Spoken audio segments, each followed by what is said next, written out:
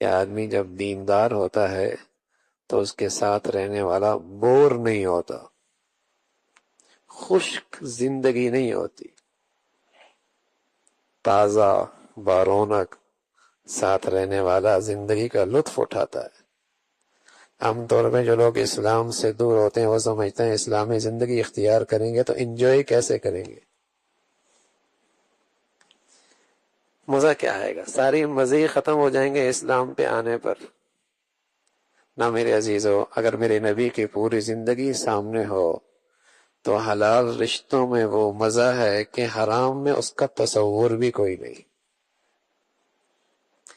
حلال کی زندگی میں اتنی مٹھاس ہے، اتنی لذیذ زندگی ہے کہ دنیا کو ایسی زندگی کی ہوا بھی کوئی نہیں لگی۔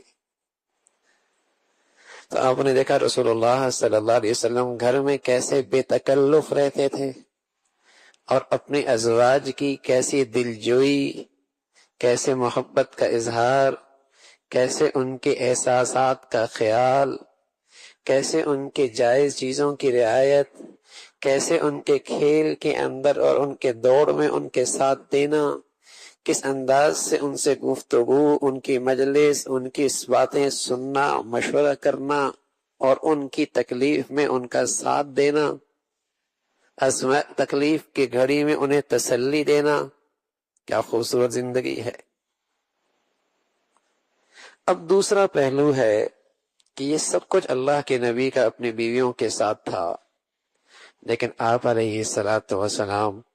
اس نرمی، شفقت، اس کھیل اور پیار کے ساتھ ساتھ اپنی ازواج کی تربیت سے غافل نہ تھے، مسلسل ان کی تربیت بھی فرما رہے تھے۔ ہاں بھائی، اگر سارا زور تربیت پہ ہو اور پیچھے والے اخلاق نہ ہو تو اس تربیت کا بھی کوئی اثر نہیں ہونا۔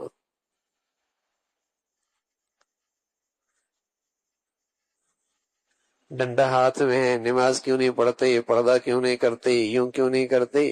اور اپنی زندگی کا حال کیا ہے؟ ایسے تند مزاج ہے کہ اللہ پناہ۔ تو اگر پہلے اخلاق کوئی نہیں تو اگلی تربیت کا بھی فائدہ کوئی نہیں، اور اگر پہلی زندگی نبی علیہ الصلوۃ والسلام کے سامنے ہے، دوسرا نہیں ہے، تو میرے عزیزو تب بھی گھر کے زندگی کے مثبت اثرات نہیں آئیں گے،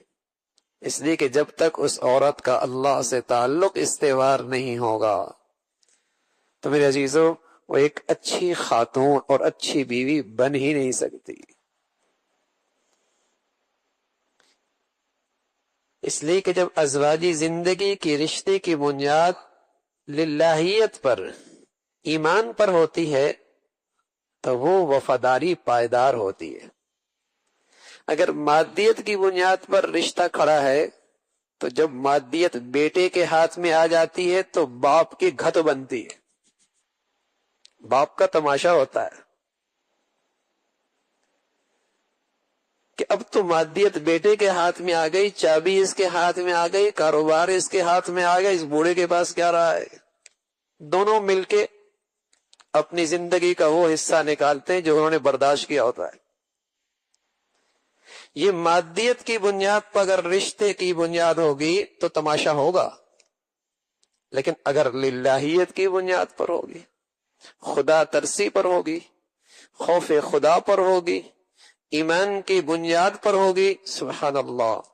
جوانی میں یہ میاں بیوی محبت کے مزے لیں گے اور بڑھاپے میں یہ میاں بیوی ایک دوسرے سے شفقت کے مزے لیں گے کہ اس بوڑھی نے ساری زندگی میرے گھر کے دہلیز پہ قربان کر دی، یہ بوڑھا اس پہ شفقت کھائے گا، اور اس بوڑھے نے اپنی ساری خوبصورت جوانی میرے خاطر قربان کر دی، یہ بوڑھی اس بوڑھے پہ شفقت کھائے گی۔ جوانی محبت کی لذت مزے میں، اور بڑھاپے شفقت کے خوبصورت انداز میں گزرے گی جب اخلاقی پہلو بھی ہو اور یہ تربیت کا نبی علیہ الصلوۃ والسلام کا پہلو بھی سامنے ہو۔